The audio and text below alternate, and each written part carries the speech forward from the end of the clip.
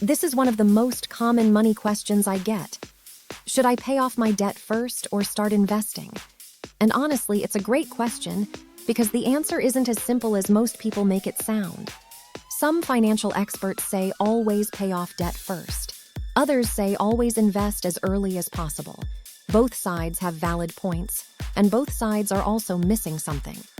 In this video, I'm going to give you a clear decision framework to figure out exactly what you should do based on your specific situation. And then I'm going to give you my definitive recommendation at the end. Let's get into it. Welcome back to Clear Wealth. Simple money, real results. If you're new here, we put out no-fluff personal finance content every single week for people in their 20s and 30s. Today, we're tackling the debt versus investing debate once and for all. Make sure you watch all the way through because the final recommendation might surprise you.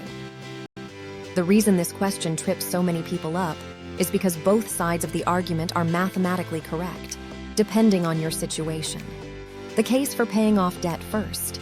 Debt costs you money every single month in interest.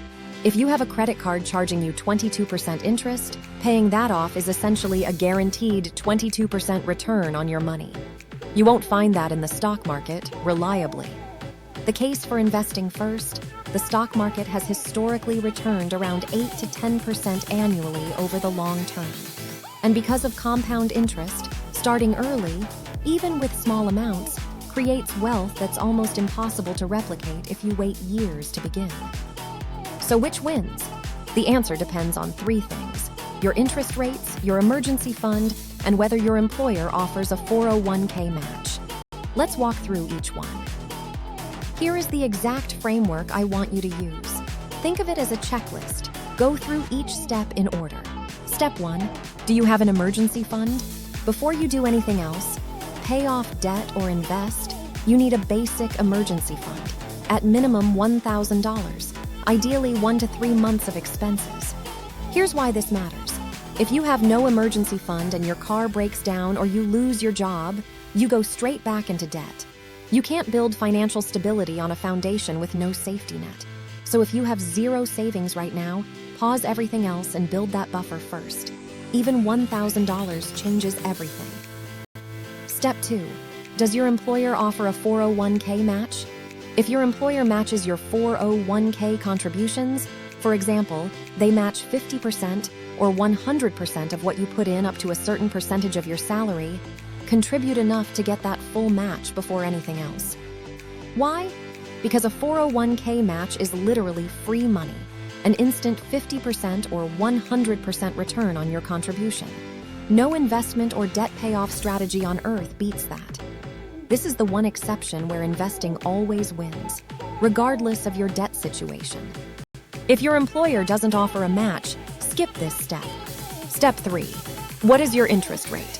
This is the most important factor in the whole decision. Here's the rule. If your debt interest rate is above 7%, pay off the debt first, aggressively. Because the guaranteed return of eliminating that interest beats the expected return of the stock market. If your debt interest rate is below 4%, invest first. The math works in your favor because your investment returns will likely outpace your low-interest debt over time. If your debt interest rate is between 4% and 7%, this is the gray zone. Either approach works, and it often comes down to your personal psychology. If debt stresses you out and affects your daily life, pay it off first. If you're comfortable carrying the debt and want to start building wealth early, split your extra money between both. Here's a quick breakdown by debt type. Credit card debt, almost always 18 to 29% interest. Pay this off first, always. No investment reliably beats that rate. Personal loans, usually 8 to 15%.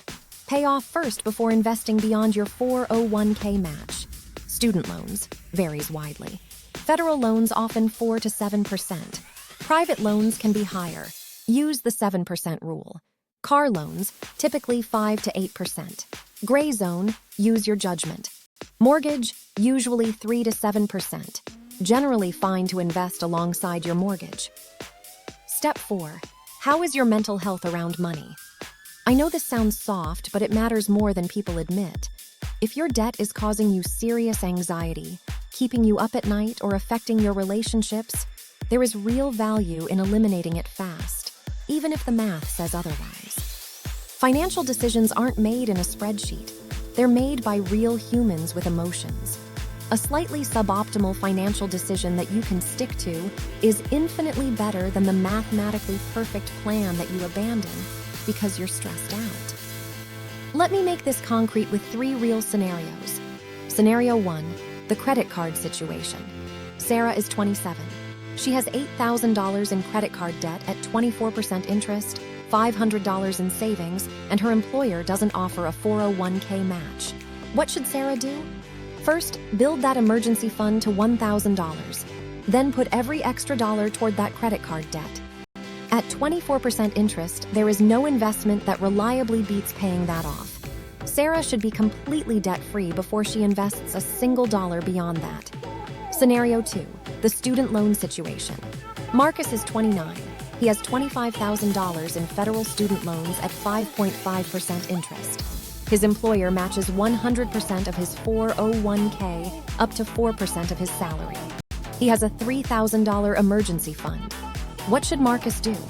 First, contribute exactly 4% of his salary to his 401k to capture the full employer match. That's free money he can't leave on the table. Then split his remaining extra money, maybe 60% towards student loans, 40% into a Roth IRA. At 5.5%, he's in the gray zone, so a balanced approach makes sense. Scenario 3, the clean slate. Jordan is 24. She has no debt, $2,000 in savings, and just started her first real job. Her employer offers no 401k match. What should Jordan do? Open a Roth IRA immediately and start contributing every month.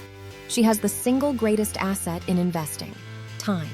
Every year she delays costs her tens of thousands of dollars in compound growth down the road. Okay, so here is my honest, definitive recommendation. The one answer that applies to the majority of people watching this video. Do both, but in the right order. Here is the exact priority sequence. Number 1, build a $1,000 emergency fund first, non-negotiable. Number 2, contribute to your 401k up to your employer match. If there's no match, skip this. Number 3, pay off all high-interest debt above 7% aggressively. Credit cards first, then personal loans. Number 4, open a Roth IRA and start investing in index funds. Number 5, if you still have low-interest debt like student loans or a mortgage, continue paying those on schedule while maxing your Roth IRA contributions. Number 6, once your Roth IRA is maxed, go back to aggressively paying down any remaining debt or open a regular brokerage account. Follow that sequence and you will simultaneously protect yourself from emergencies, never leave free money on the table, eliminate the debt that's mathematically destroying your finances, and start building long-term wealth as early as possible. That is the answer. Not debt first, not investing first.